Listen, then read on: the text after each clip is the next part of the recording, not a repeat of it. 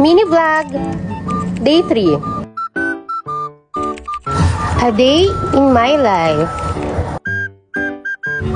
Maaga pa lang ay tinulungan ko nga pala ang aking anak na si Kitch para maghanda ng kanyang mga orders for today. Sobrang nakakatuwa naman ang small business ng aking anak kasi halos araw-araw may umu-order sa kanya. Kailangan na nga rin pala namin ito matapos dahil dadalhin niya na rin at para maisabay niya sa kanyang pagpasok sa eskwela. Kalimitan sa kanyang mga customer ay mga klase niya at ang iba naman ay mga sa ibang school. Nakakatuwang tingnan na ang ating mga anak kahit sa kanilang murang edad ay ninanais na kumita ng pera. Syempre siguro kailangan mag-almusal muna kami, no? Naisip ko magtinapay na lang muna para hindi na ako magluto. At sinimulan na nga rin palang balutin ni Kish lahat ng mga dadalhin niya sa school. At oras na nga rin pala para kami ay umalis na.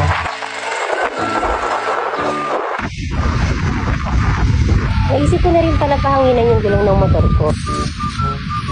At pagkatapos, dumaan na nga rin pala ako sa palengke para bumili ng mga ilang sangkap sa aking pagluluto.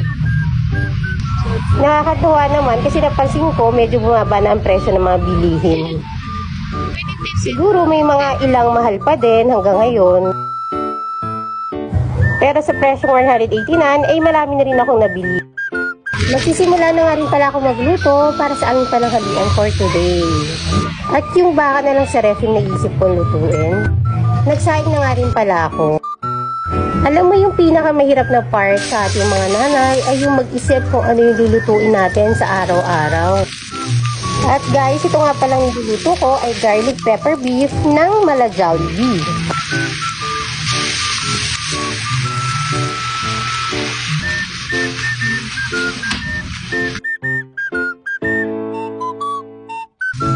At gumawa na nga rin pala ako ng gravy para sa aking garlic pepper beef. Tingnan nyo naman guys, mukhang napakasarap na aking niluto for today para sa aming pananghalian. At naisip ko na rin palang gumawa ng sabaw mula sa pinakuluan kong baka kanina. At ayun guys, let's eat! At syempre masarap kung may royal tayo, di ba? At ayun na nga guys, nakapagligpit na ako ng aming mga hugasan. At ngayon, panahon naman para kay Gab-Gab. Minsan nakala ng iba ay napakadali lang ang trabaho ng mga nanay sa araw-araw.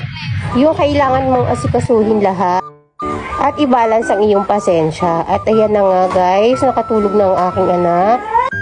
At syempre, hindi lang sa tao, pati hayop dapat ay naalagaan din natin, di ba? At ayun na nga guys, maraming salamat sa inyong panonood and God bless everyone!